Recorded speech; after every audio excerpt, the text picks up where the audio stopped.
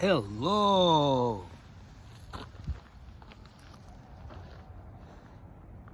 Welcome to this beautiful, beautiful beach. It is, what, Saturday afternoon. We just finished playing a show for a good charity event. I did something good for somebody else without getting paid for it, because I'm going to get paid for it in a different way, because I now truly believe I made that leap of faith. I always asked myself, I used to ask myself, why am I doing this? Why am I doing that? Why do certain things bother me? Why certain things don't bother me? Why do I get an inclination to go to comedy or to play a certain song or to join a certain event? And I tried to kind of reason it logically. I failed miserably, because everything that we do resembles the mildew, in words of one of my favorite poets. Because if you do something logically, if you do something out of your safety net, it's not a right thing to do. I mean, in this life, there are two kinds of actions. Actions that will propel you forward, and actions that will keep you stagnant. And it's very important to see the difference. I mean, you can live your life for next 30,000 years, providing we don't destroy the planet, by doing exactly the same thing. You wake up in the morning, you go to work, and you come back. Or you can try to do something that scares you, something that pushes you out of ordinary, something that ignites your fire within you, right? I know fully well when I get on stage, for example, that I want to do comedy, I want to play a song, or lust takes over, and I want to be with certain person, that this is something that I should be doing, because it's coming from a place of almost fear. My mind is telling me, oh no, don't do that, don't say that, don't sing that, don't sleep with that person. But it's exactly that thing that kind of makes you feel alive. We can spend our life in this comfort zone, or we can try to live this life. And I think that's why we're here. We're here to push the boundaries, to break the taboos given to us, from our ancestors. But it's not even from our ancestors, it's from ourselves. I mean, we are the guards of our own prison. We build our own prison, and we are our own guards. I mean, the only person that is standing in the way of what you really want to do and who you want to be is you. Really, there is nobody else. Look, here I am at this beautiful beach, all by myself. At this point, I can go anywhere and do anything. I have a day off. Nobody's stopping me from pursuing my passions, my desires, my inner callings, except for myself. So it's very, very, very important to fight yourself. Here, I'm getting a sign from another soul somewhere over there. I ask myself, do I really control the world around me, or does the world control me? Do I get the messages from the universe, or are these messages and signs given to me from myself? Is this a contract that I've created with the universe, telling me, okay, this is a way to go?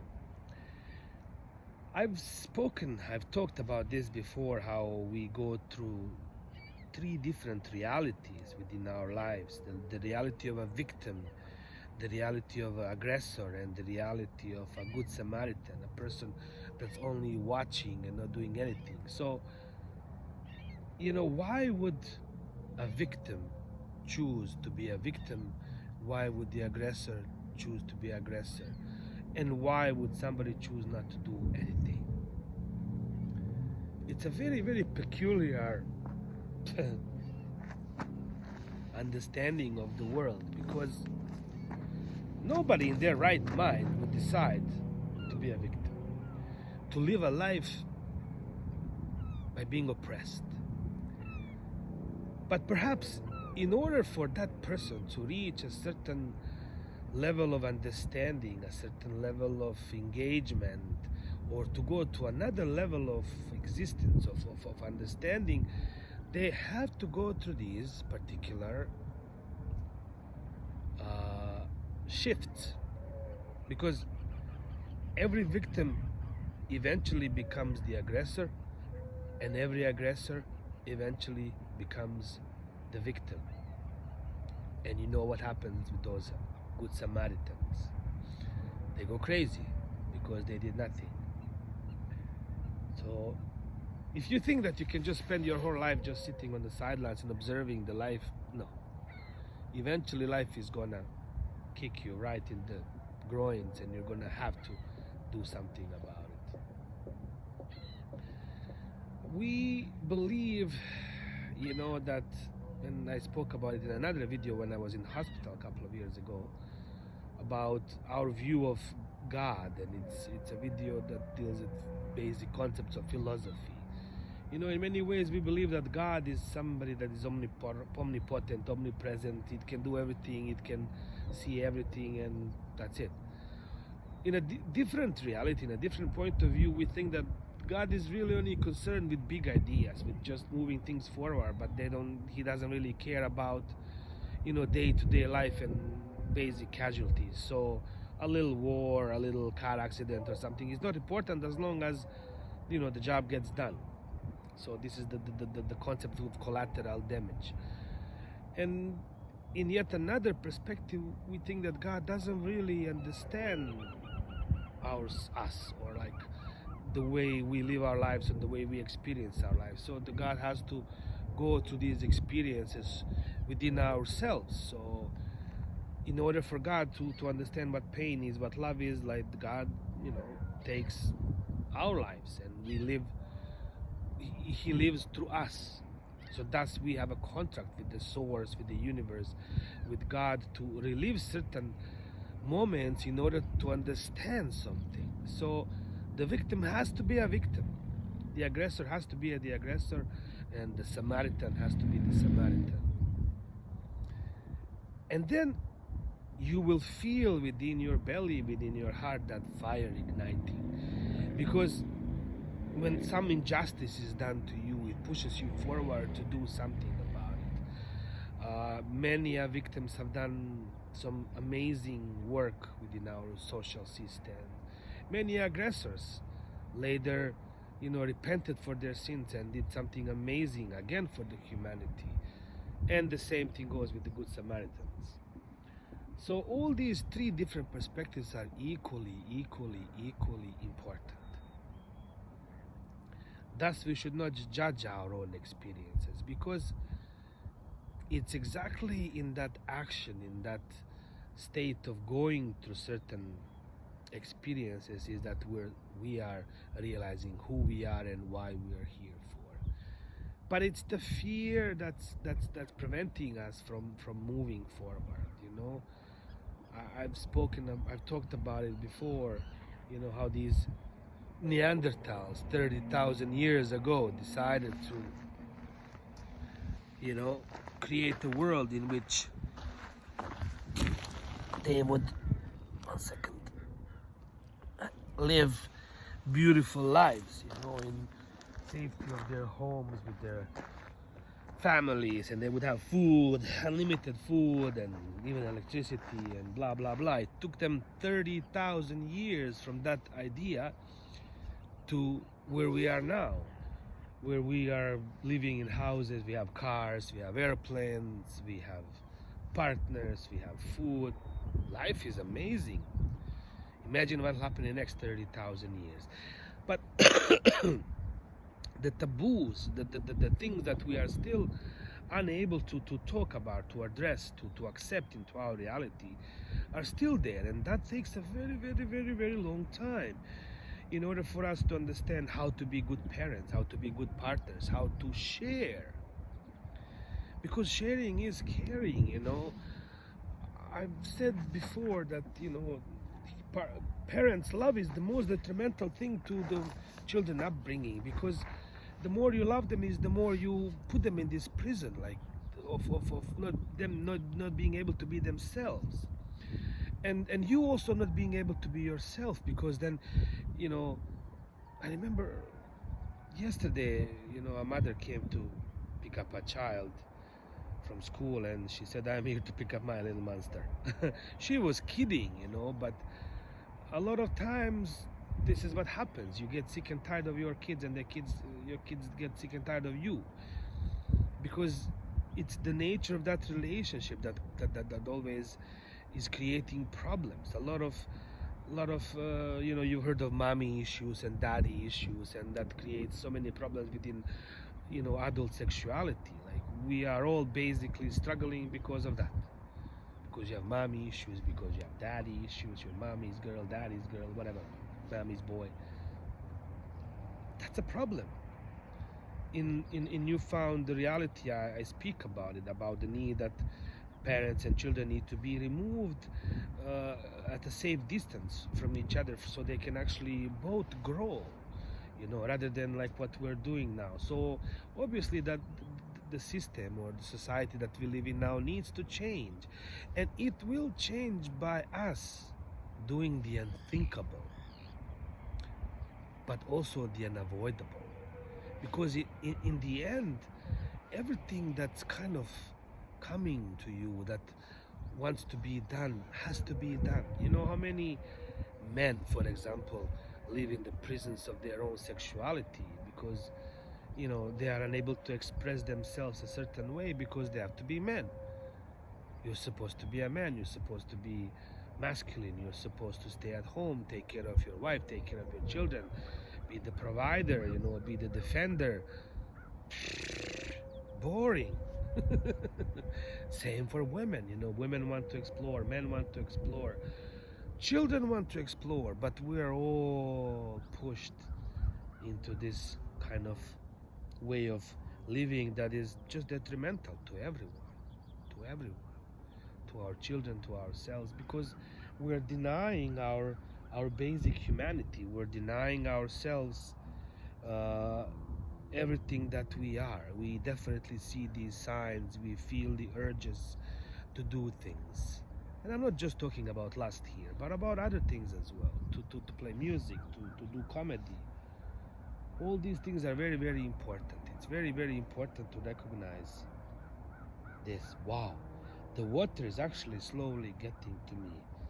My left foot is now in the water.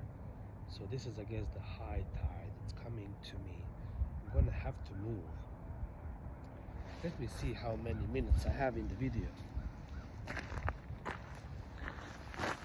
Oh, 13. So there you go. I have more time. You can see the water is coming.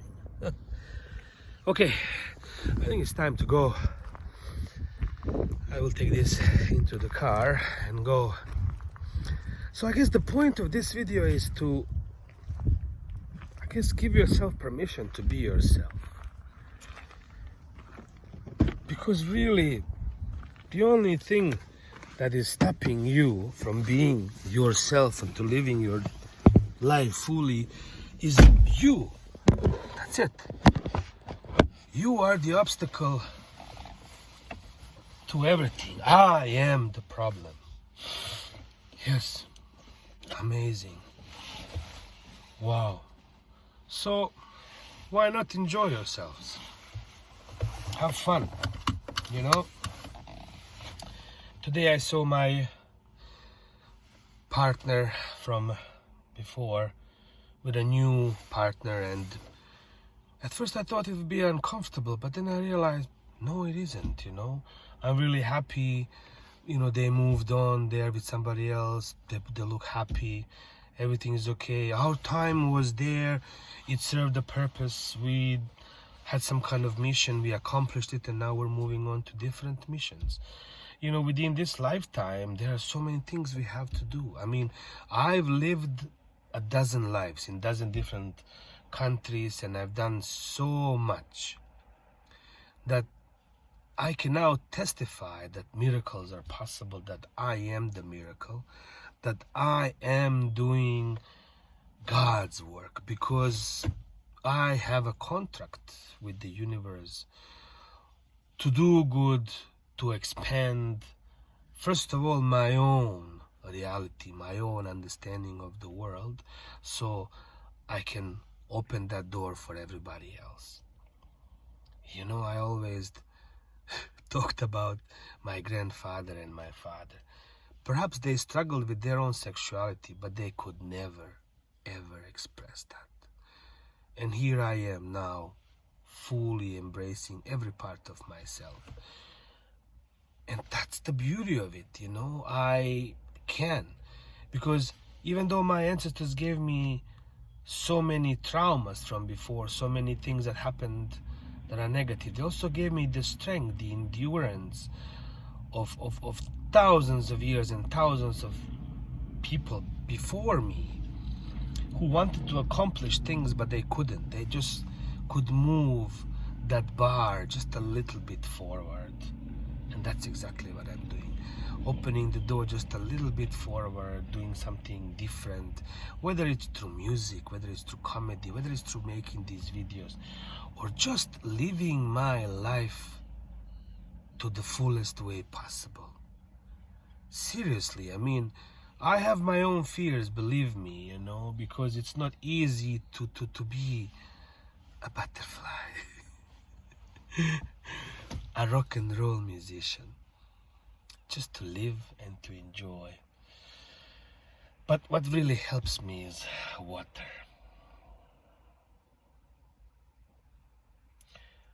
Being by the water and, being here in Newfoundland is definitely a beautiful thing. I mean, there's water everywhere. I was born at a river, grew up on a river, and I spent a large part of my life near the water. Even when I was in South Korea, I would go to the sea so often just to kind of be there. Because it puts you into this meditative state, and it's able to clear the debris of everyday life, so you can actually tap into your own subconsciousness and realize why you're here and what you're doing. And it's so much bigger than what you think you are, because none of us are really aware of our strength, that we are the universe in motion, that God is experiencing this world through ourselves, through us, right? That we are creating this world, and again, we are creating our victimhood, us being aggressors and us being the Samaritans, and we're constantly going through these stages. It's definitely peculiar, it's definitely difficult to understand, because when you're in the midst of it, when you're in the midst of doing something that's just wrong, you ask yourself, why am I doing this? But it just feels right. When right feels wrong and wrong feels right, you're on the right path. Okay, a video about everything and nothing as usual. Do you have the time to listen to me whine about nothing and everything all at once? I am one of those melodramatic fools, neurotic to the bones, no doubt about it. Sometimes I give myself the creeps. Sometimes my mind plays tricks on me. Yeah, it's the lack of sex that's bringing me down. I don't think that's it, but it could be. you know, you never know. So I give you permission, my dear friends. Go out and do what scares you, because that's the only way you'll find out what the next step will be. Love you all, and don't do anything I wouldn't do. By me giving you this permission, within the limits, of course, there are certain things that are 10 commandments still apply. Love you all.